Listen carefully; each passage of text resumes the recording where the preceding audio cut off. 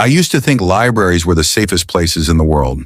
Quiet, predictable, shelves in perfect order, every story trapped neatly between two covers. But silence has its own heartbeat, and sometimes if you listen too long, you start to hear it pulse. That night, I was the last one left in the building. The town's old library, 3 floors of creaking wood and fading murals, was closing for renovation. My job was simple: finish inventory, pack the final records, lock up, and leave the keys on the front desk. The place had been empty for hours, yet I kept catching the soft sound of movement between the stacks. A flutter here, a hush there. Not footsteps exactly. More like the sound of someone turning a page in another room. At first I told myself it was the ventilation or the old heating pipes. The building was ancient. It made noises. Still, when I looked down the center aisle, all the books were perfectly still. I went back to cataloging the rare collection. Crumbling theology texts, strange diaries, things written in languages no one could identify anymore. One of them was missing. I checked the list twice. Shelf number 72B, Arcane Studies and Forgotten Faiths. The slot was empty, but the system said the book had never been borrowed. As I bent down to recheck the row, I felt a draft brush past my neck. Cool, dry, like breath that had forgotten to die. And then I heard it, clear, close, almost kind. Someone speaking, barely above silence. More like my name, but spoken backward, drowned in static, as if someone were trying to remember how to pronounce me. I spun around. No one. Only the long rows of books, leaning in ever so slightly like spectators at a sermon. I decided to leave. I should have, but something in me needed to understand. Near the far end of the room, a single lamp was on. I hadn't turned it on. Its glow fell on an open book resting on the return counter. It was massive, bound in rough leather, edges feathered with dust thick enough to write through.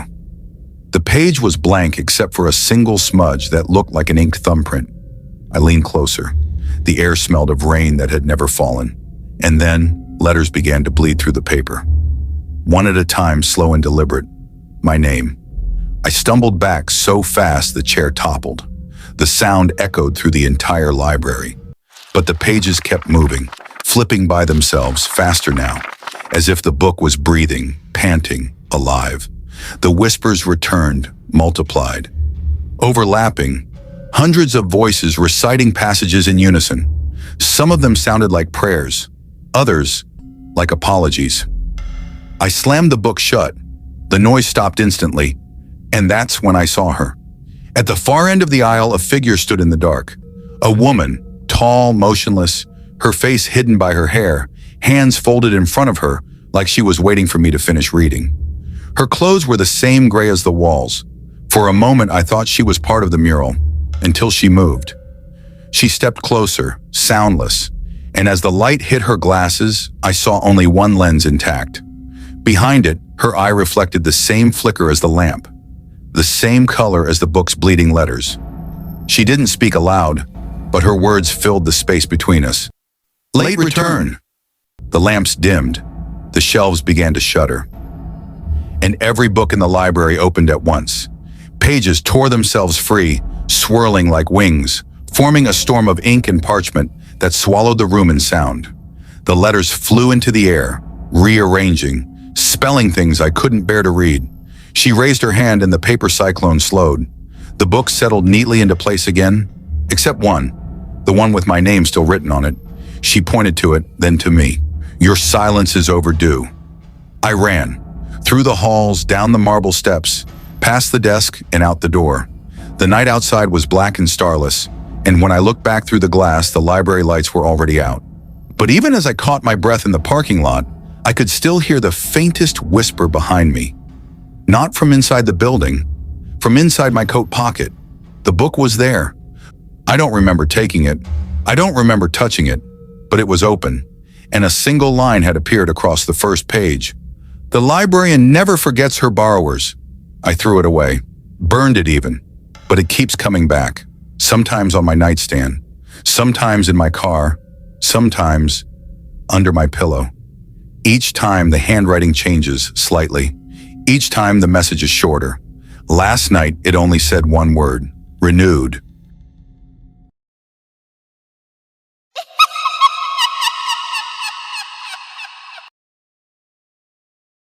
The city library after midnight feels like it's holding its breath. The fluorescent lights hum just enough to remind you you're not alone. But the shadows between the shelves always disagree. It was my shift, another long night cataloging old records, alone in the archival wing. Everything about that room was designed for silence. Tall ceilings, concrete floors, and the endless rhythm of card drawers stretching from wall to wall. Thousands of them. Each one labeled, numbered, ordered. There was comfort in the repetition. The soft slide of wood, the whisper of paper, the sound of something staying in place.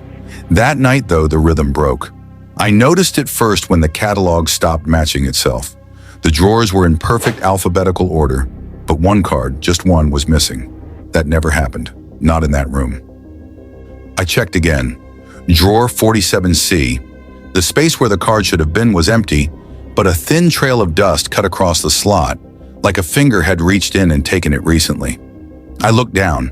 My fingertips were already covered in gray. Something about that detail didn't feel right. The dust in that room was decades old. It shouldn't smear. It should crumble. I told myself I was just tired, but as I turned to leave, a sound broke the silence. A soft click, then another. Drawers sliding open on their own, slowly, sequentially. The sound echoed down the aisle like a quiet countdown. I froze where I stood. The drawers stopped halfway open, every single one of them, like mouths pausing before they spoke. I took a step closer, and that's when I realized the small cards inside weren't still. They were trembling. The air had changed, colder, drier, as if the building itself had exhaled. I reached toward one of the drawers, but the moment I touched the handle, the trembling stopped. Everything went still again. And then, from somewhere deep in the cabinets, I heard it. A faint shh, shh. The sound of cards being shuffled over and over, faster than any hand could move. I followed it. My pulse matched its rhythm. The drawers around me began to slide open again. Not randomly this time, but deliberately. Each one opening just enough for a single card to fall out and drift to the floor. The first one I picked up read, Anderson Harold. Returned. I knew that name. He'd been a librarian here 30 years ago. Died in the stacks after a heart attack. Another card fell beside me. Elena. Marcus, checked out. That wasn't a name from the archives. That was a co-worker. She'd gone missing 2 weeks ago. A third card slid out. This one blank, except for one thing. A timestamp. 12:41 a.m. The clock on the far wall said 12:40. My throat went dry. The shuffle sound grew louder, surrounding me now, coming from inside the cabinets. The air vibrated with it, like the room was breathing through the drawers. And then the lights flickered. Once. Twice. When they steadied, the aisle ahead of me had changed. Every drawer was open. Every card was gone. At the far end stood something tall, narrow, and moving. Its shape stitched together from cards, its surface rippling with shifting names and dates. It leaned slightly like a person craning forward to read. I couldn't move, couldn't speak. The paper on its body began to rearrange, forming a name across its chest. Mine. Thomas Hayden. Pending. The thing tilted its head, and the drawers began to slam shut one by one. A wave of thunder closing in from both sides. By the time the last one slammed, the figure was right in front of me. Its face was a blur of typewritten text, lines of catalog entries scrolling endlessly. When it opened its mouth, the sound that came out wasn't a voice. It was the flutter of 10,000 pages being turned all at once. Then everything went black. When I came to, I was sitting outside on the library steps. My watch read 12:47. My badge was gone. My hands were cut, thin paper slices running across my palms. I tried to report it, but no one believed me. The index room had been sealed for years, they said. There's no record of you having access. Maybe they're right. Maybe I imagined it. But last night I found a card slipped under my door. No envelope, no handwriting, just my name. Thomas Hayden returned. And the timestamp beneath it read, tomorrow. If you ever hear drawers opening on their own, would you go looking for the missing card?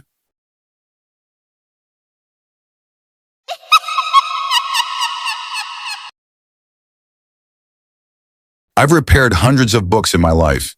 Each one tells a story, some in ink, some in blood, some in silence. But none of them ever looked back at me. Not until the night I began work on the Grimsley manuscript. The book came from a private collection, a donation from an estate sale. No title, no date, just a cracked leather cover that reeked faintly of iron and something older, like rot sealed under varnish. I almost refused to handle it. Almost. But rare restorations pay well, and I'd done worse jobs. The first thing I noticed was the stitching. It wasn't glue holding the pages together. It was thread. Coarse, dark, uneven. When I looked closer under magnification, I realized it wasn't thread at all. It was hair. Human hair.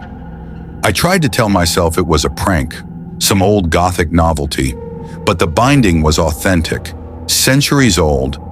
Its weave so intricate that it seemed to pulse when I breathed near it. I started documenting each page. At first, the text was unreadable, an archaic language that twisted between Latin and something else. But as I turned the pages, the letters began to shift, rearranging themselves into words I could understand. The first full sentence read, "The one who mends becomes what's been unmade." I froze. The next line appeared while I watched. "To touch is to claim." I dropped the brush. Ink splattered across the parchment, and for a split second the stain spread on its own, curling into letters that weren't mine. That night when I went home, my fingers wouldn't stop itching. I scrubbed until they bled, but the scent of iron stayed on my skin. When I returned the next day, the book was open. I hadn't left it that way. A single strand of hair lay across the page, long, black, and freshly torn. It wasn't there before, and the paragraph below it had changed. Every binding needs flesh to hold the story shut. The air in the room was still, but the pages began to lift at the corners, as if breathing. The hair thread trembled. And then, I swear to you, I felt a tug, a pull from the spine of the book. Something inside it wanted out. I slammed the cover shut and locked it in the cabinet. But the sound that followed wasn't wood meeting wood. It was a cry, faint, muffled, but human. I didn't sleep that night. Every time I closed my eyes, I saw the letters rearranging themselves, forming veins, nerves, and organs. I dreamed the book was open on my chest, pressing down like a heartbeat. By the third day, the hair binding had begun to unravel. I hadn't touched it, yet strands lay scattered across the desk, coiling into shapes that looked like handwriting, and in the middle of them, written in the same blackened thread, was my name. That's when I realized the book wasn't unfinished. I was hungry. Each restoration I made, every brushstroke, every touch, fed it. The parchment grew softer, warmer, the ink darker, the letters sharper. And then I found the final page, blank, or it was, until the words began to etch themselves across it. The last page must be written in your own hand. I felt something wet on my fingers. My gloves were torn. My skin beneath was split open, threads of black hair pushing through the cuts. I tried to throw the book into the furnace. The flames wouldn't take. They burned cold, licking around it without leaving a mark. It only closed itself, quietly. The sound.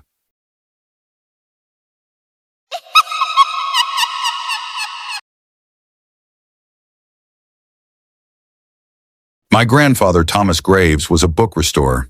He died with his eyes open, staring at an empty shelf. When I was a child, my mother told me he'd passed peacefully in his sleep, but she never could explain why his fingertips were black or why the coroner refused to close his hands. I didn't believe in curses then. I believed in dust and logic and how old things fall apart when left too long in the dark, until the inheritance came. The box arrived with no return address. Inside, a leather-bound journal, perfectly preserved, and a note in my grandfather's handwriting. For my successor, if the words begin to change, stop reading. At first, I thought it was just another of his antique restorations. The cover smelled faintly of oak oil and something wet. The first page was blank, save for a faint thumbprint in the corner. I ran my fingers over it. The leather was warm. By the next morning, the thumbprint was gone, replaced by words that hadn't been there before. The binding is never broken. I didn't write that. I tried to show it to my mother, but when I opened the journal again, the page was empty. Only when I was alone did the text return, shifting faintly under the paper, like something crawling just beneath the surface. Over the next few nights, more appeared. Short lines at first, like someone adding to a diary. Do not turn away from the ink. The story remembers what the blood forgets. He finished what I could not. That last line. He? Who? Then on the 10th night, I woke up to the sound of turning pages. The journal was open on my desk. I hadn't touched it. Every lamp in the house flickered, humming low, and I swear the air smelled like scorched parchment. When I looked closer, I saw something pressed between the pages. A single hair, long, black. The same kind I'd seen in the old photographs of my grandfather's restoration work. My stomach turned. I flipped through, faster now, heart racing, until I reached a page that hadn't been there before. My name is written across the top in trembling ink. Elias Graves, the new binder. Underneath, a line appeared as I watched. The ink didn't flow. It bled, surfacing from within the parchment like veins coming alive. Every air must complete the page left blank. I tried burning the journal. The fire hissed blue, but the book stayed cold. Not a mark. Not even the smell of smoke. I buried it. 3 nights later, it was back on my nightstand, dirt still clinging to its cover, the ribbon marking the same page. When I opened it, a new sentence appeared. The flesh that buries is the flesh that binds. That night I dreamt I was sewn shut, needles pulling my skin together with black thread, my mouth stitched into silence. And in the dark, someone whispered through the stitches, "You were born bound." I stopped sleeping after that. Sometimes when I blink too long, I see faint lines beneath my skin, like ink tracing through veins. My fingers ache when I touch paper.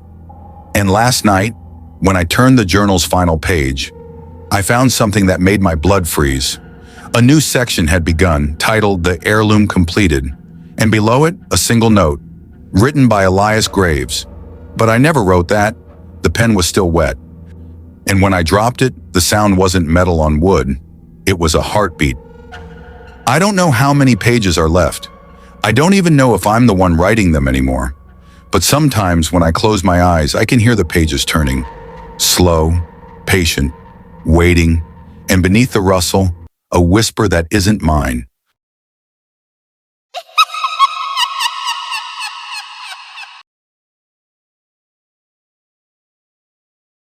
I thought destroying the journal would end.